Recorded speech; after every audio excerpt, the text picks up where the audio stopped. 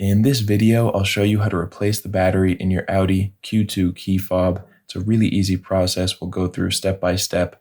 All you'll need to get it done is a replacement battery, which is a CR2032. You'll only need one of those.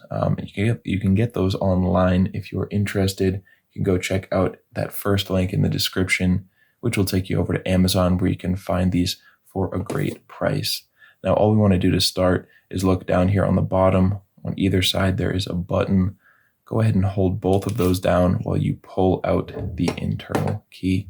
And now under there are two more buttons.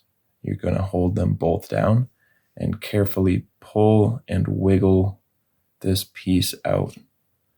There we go. You can just flip that over and remove the battery. It comes right out. And when you have your new battery and you're ready to put it in, the positive side that has the plus sign on it should be facing down, and you'll just set that into place like that, positive side down. And now when you're ready to put this back in, if the buttons are facing up, the battery should be facing down, and you'll just slide that in.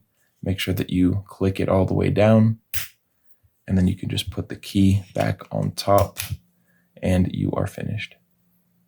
I hope you found this video helpful. If you did, feel free to leave a like or a comment.